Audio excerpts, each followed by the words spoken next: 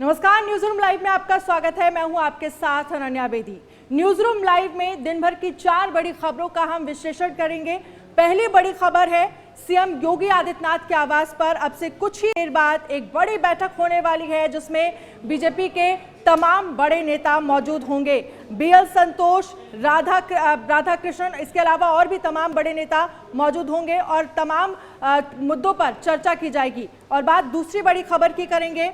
दूसरी बड़ी खबर है जिसमें ओम पर कांग्रेस में अब बवाल छिड़ गया है। आपस में 2 नेता आमने सामने हैं, अभिषेक मनु सिंघवी और आचार्य प्रमोद कृष्णन। तो ये दूसरी बड़ी खबर होगी। और अगर हम बात तीसरी बड़ी खबर की करें तो तीसरी बड़ी खबर, जहां पर यूपी एटीएस को एक बड़ी कामयाबी मिली है, धर्म परिवर्तन करने वाले गिरोह का परिवर्तन। और सबसे पहले बात करेंगे इस वक्त की बड़ी खबर जो लखनऊ से आ रही है। कुछ ही देर में सीएम योगी आदित्यनाथ के आवास पर बैठक होगी। सीएम आवास पर आज शाम होगी कोर कमेटी की बैठक में विधानसभा चुनाव की रणनीति पर चर्चा होगी। बीएल संतोष, राधा मोहन सिंह इसमें मौजूद होंगे। केशव प्रसाद मौर्य, दिनेश शर्मा और स्वतंत्र देव सिंह इसमें शामिल होंगे। प्रदेश महामंत्री सुनील बंसल भी बैठक में शामिल होंगे। इससे पहले पार्टी कार्यालय में बीएल संतोष ने बैठक की।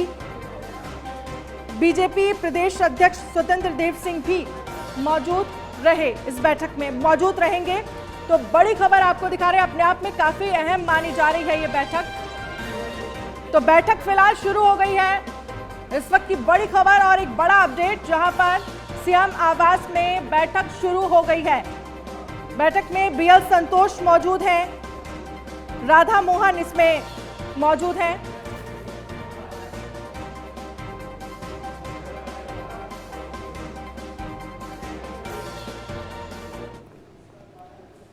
और दूसरी बड़ी खबर आपको दिखा रहे हैं, जहां पर ओम शब्द पर कांग्रेस में ट्विटर वॉर छिड़ गया है। अभिषेक मनु सिंघवी ने ओम पर ट्वीट किया था, ओम के उच्चारण से योग शक्तिशाली नहीं हो जाएगा, ना ही अल्लाह कहने से योग की शक्ति कम होगी। प्रमोद कृष्णम ने अभिषेक मनु सिंघवी को जवाब दिया, ओम के बिना सनातन की कल्पना करना व्यर्थ। ये प्रमोद कृष्णम की तरफ से कहा गया है।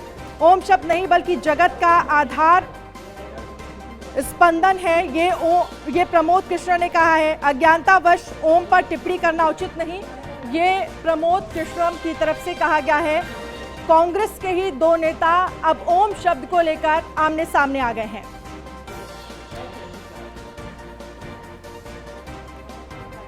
तो बड़ी खबर, ओम पर कांग्रेस में ट्विटर वॉर छिड़ गया है। अभिषेक मनु सिंघवी ने ओम पर ट्वीट किया था, जिसके बाद अभिषेक मनु सिंघवी और आचार्य प्रमोद कृष्णम आमने सामने आ गए हैं ओम शब्द को लेकर।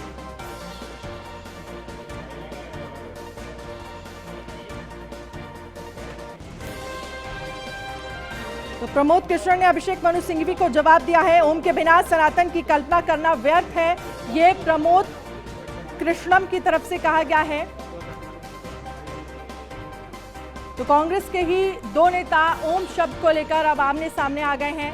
ट्विटर वॉर छिड़ गया है ओम शब्द को लेकर। अभिषेक मनु सिंघवी और आचार्य प्रमोद कृष्णम ओम शब्द को लेकर आमने सामने आ गए हैं।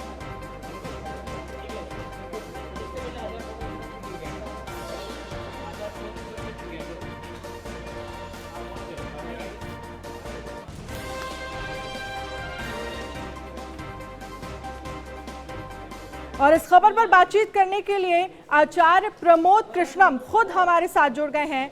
आचार्य जी, जिस तरह से देखा जाए, हम देख रहे हैं अभिषेक मनु सिंघवी और आप, जिस तरह से ट्विटर वॉर छिड़ा है, कांग्रेस के ही आप 2 नेता ओम शब्द को लेकर आमने सामने आ गए हैं, वॉर छिड़ गया है। सबसे पहले आपकी प्रतिक्रिया क्या कहेंगे? देखिए, मैं ये कहना चाहता हूँ कि ओम जो है उसको हमारे शास्त्रों में नाद ब्रह्म कहा गया है। नाद ब्रह्म का मतलब है ब्रह्म का नाद। ब्रह्म के नाद से तात्पर्य है कि ये परमात्मा की ध्वनि है। ये एक ऐसा स्पंदन है, ऐसा एक वाइब्रेशन है जिससे सृष्टि का सृजन हुआ। तो सनातन धर्म की कल्पना भी नहीं की जा सकती है ओम के बिना। ओम हमारे जन्म से लेकर मृत्यु तक हमारे लिए हमारी धार्मिक आस्था और परमात्मा के प्रति हमारी जो श्रद्धा है उसका प्रतीक है।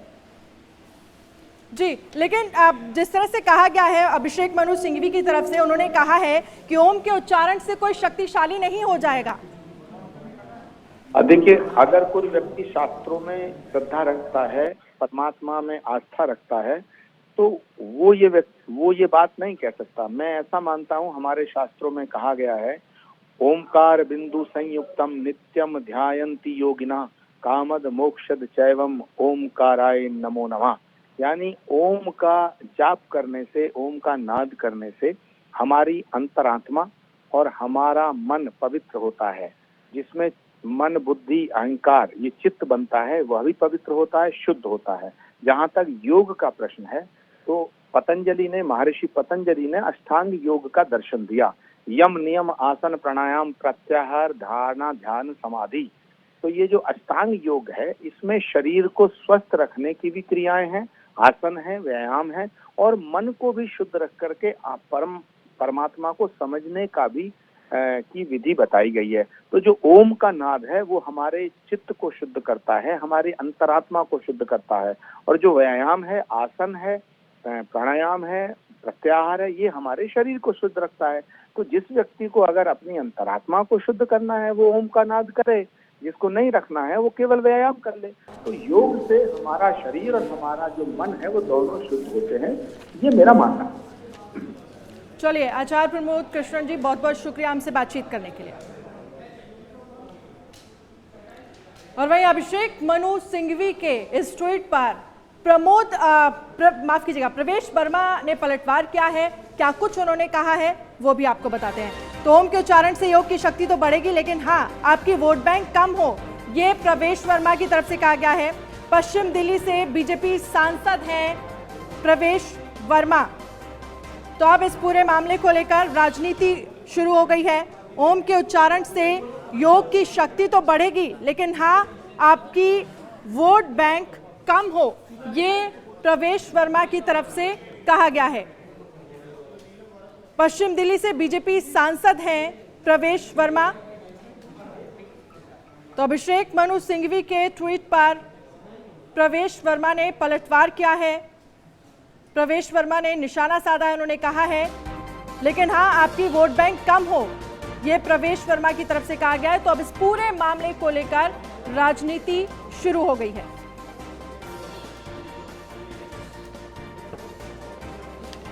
तो सबसे पहले ओम शब्द को लेकर कांग्रेस के ही दो नेता आमने सामने आ गए, आचार्य प्रमोद कृष्णम और अभिषेक मनु सिंघवी। और अब इस पूरे मामले को लेकर ट्वीट किया गया है प्रवेश वर्मा की तरफ से। प्रवेश वर्मा ने कहा है कि ओम के उच्चारण से योग की शक्ति तो बढ़ेगी, लेकिन हाँ, आपकी वोट बैंक कम हो, यह प्रवेश वर्मा की तरफ से कहा गया। पश्चिमी दिल्ली से बीजेपी सांसद हैं प्रवेश वर्मा।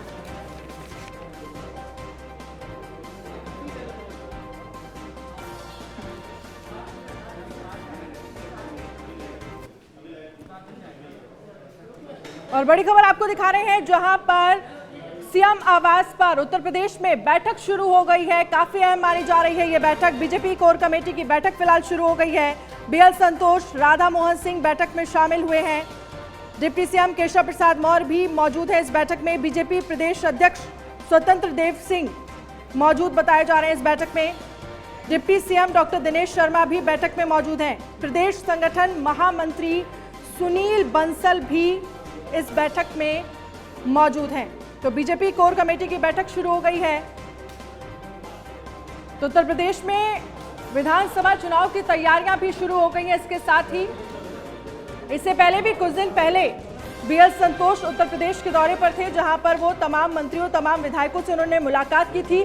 और एक बार फिर से ये 3 दिन का बीएल संतोष और राधा मोहन का ये दौरा अपने आप में काफी अहम माना जा रहा है।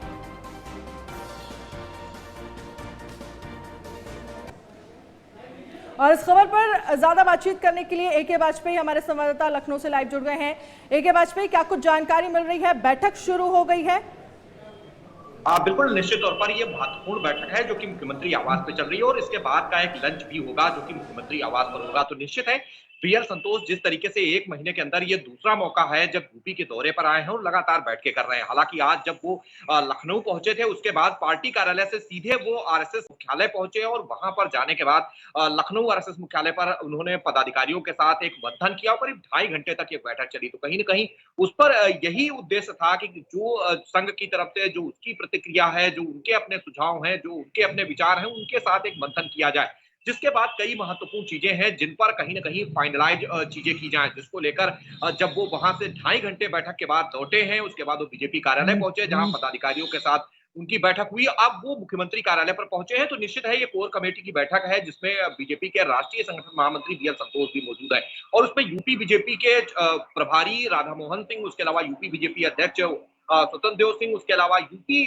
बीजेपी के संगठन महामंत्री सुनील बंसल भी इस बैठक का हिस्सा है। दोनों डिप्टी सीएम मौजूद है तो निश्चित है कहीं न कहीं महत्वपूर्ण सिनेरियो पर बात हो रही होगी। अगर हम इस सिनेरियो की बात करें तो कई चीजें महत्वपूर्ण हैं जिन पर चर्चा लगभग फाइनल दौर में है क्योंकि 3 तारीख को उत्तर प्रदेश में पंचायत अध्यक्ष के लिए चुनाव होना है। तो कहीं न कहीं जिन चीजों को लेकर अब तक पेच फंसा हुआ है उनको किस तरीके से जारी किया जाए इस पर भी विचार हो रहा है। खासतौर पर उसमें सहयोगियों का भी ध्यान रखा जाए क्योंकि अपना दल ने भी 2 सीटें भारतीय जनता पार्टी से मांगी हैं तो ऐसी स्थिति में उन पर क्या पार्टी का रुख होगा तो कहीं न कहीं फाइनल पर मुहर लगनी है। उसके अलावा 5 तारीख को 4 सीटों का जो विधान परिषद की है उनका मनोनयन होना है तो ये भी एक चलिए एसके वाजपेयी बहुत बहुत शुक्रिया तमाम जानकारी के लिए। लखनऊ से इस वक्त की बड़ी खबर आपको दिखा रहे हैं। यूपी एटीएस को बड़ी कामयाबी मिली है। धर्मांतरण के आरोप में गिरफ्तारी की गई है। 1000 लोगों के अवैध धर्मांतरण का यह आरोप है। यूपी में अभियान चलाकर धर्मांतरण हो रहा था। मामले को लेकर एडीजी प्रशांत कुमार ने प्रेस कॉन्फ्रेंस की। सुनियोजित तरीके से धर्म परिवर्तन कराते थे, ये एडीजी की तरफ से कहा गया।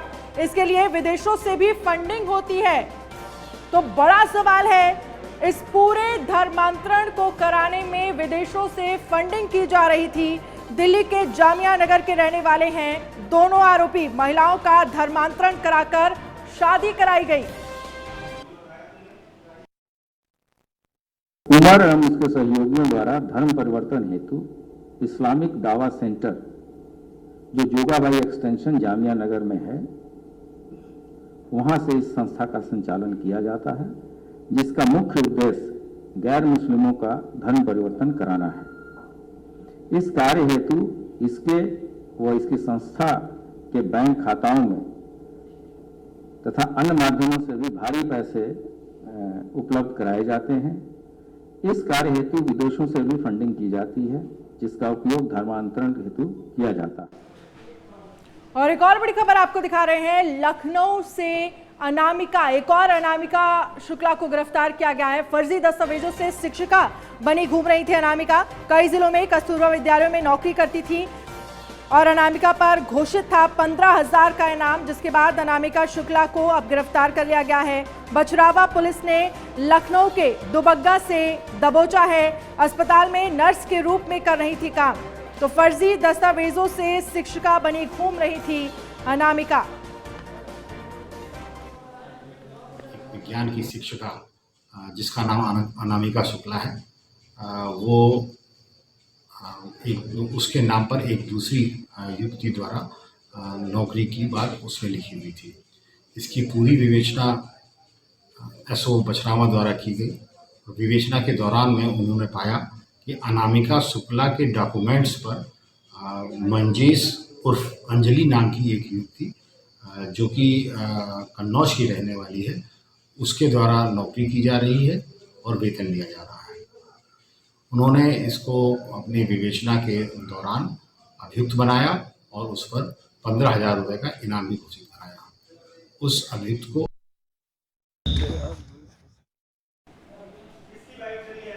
और हमारे संवाददाता रोहित मिश्रा इस खबर पर ज्यादा जानकारी के लिए लाइव जुड़ गए हैं।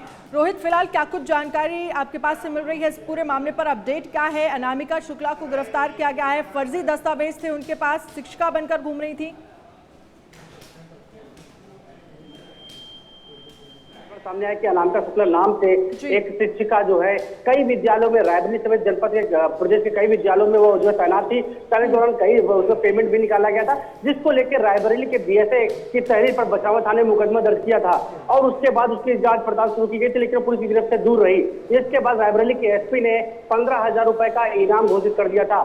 उसके बाद उसकी जांच पड़ताल शुरू की गई और सर्विलांस व बछरावा पुलिस की टीम संयुक्त टीम ने उसको बीती रात गिरफ्तार कर लिया है। उसका असली नाम मंजेश उर्फ अंजलि बताया जा रहा है, जो कि लखनऊ के दुबग्गा में एक निजी हॉस्टल में नर्स का काम करती हुई पाई गई है। बताया जा रहा है जो अभियुक्त गिरफ्तार की गई, जो अनामिका बन के जो है शिक्षकों की तैनाती की थी, वो कन्नौज जनपद की रहने वाली है। तो कहीं रायबरेली पुलिस के लिए बड़ी सफलता। चलिए रोहित, बहुत बहुत शुक्रिया तमाम जानकारी के लिए। और बात करेंगे एक और बड़ी खबर की। गाजियाबाद से बड़ी खबर है, जहां पर बुजुर्ग की पिटाई मामले में ट्विटर ने जवाब भेजा है। जवाब क्या दिया है? वीसी के जरिए तमाम सवालों का जवाब देने पर तैयार हुआ है ट्विटर, यानी कि वीडियो कॉन्फ्रेंसिंग के जरिए तमाम सवालों का जवाब ट्विटर देगा। ट्विटर के जवाब पर गाजियाबाद पुलिस असंतुष्ट नजर आ रही है। जवाब पर गाजियाबाद पुलिस का बयान आया है, जांच जारी पड़ी तो दूसरा नोटिस भेजा जाएगा। ट्विटर पुलिस के बीच आज हो सकता है वीडियो कम्युनिकेशन।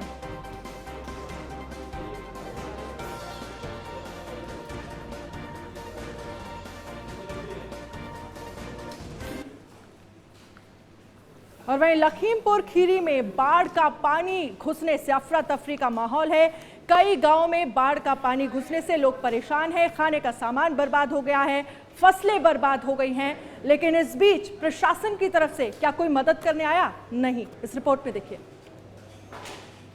तुम्हारी फाइलों में गांव का मौसम गुलाबी है, तुम्हारी बातें झूठी, तुम्हारे आंकड़े किताबी हैं। कई गांवों में घुसा लबालब पानी, घाट पर इंसान, नीचे पानी, रास्ते हुए जलमग्न, बढ़ी परेशानी, प्रशासन की दिख रही मनमानी। लखीमपुर खीरी में जल प्रलय।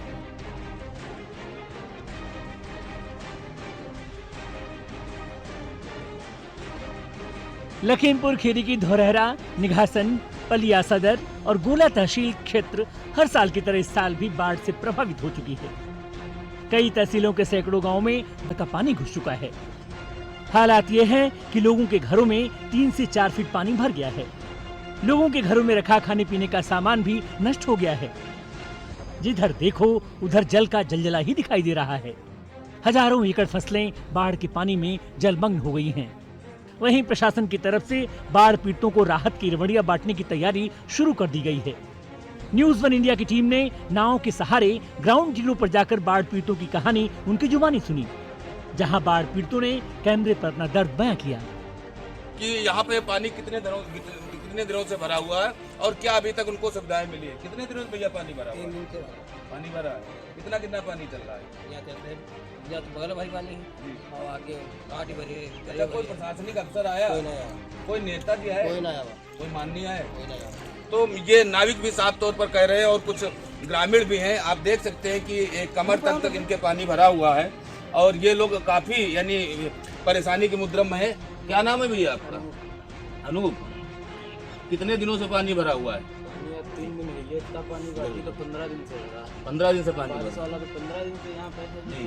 और बाकी अब 3 दिन से कुछ सामग्री मिली, बाढ़ राहत वगैरह कुछ मिली? कोई देखने आया अभी तक?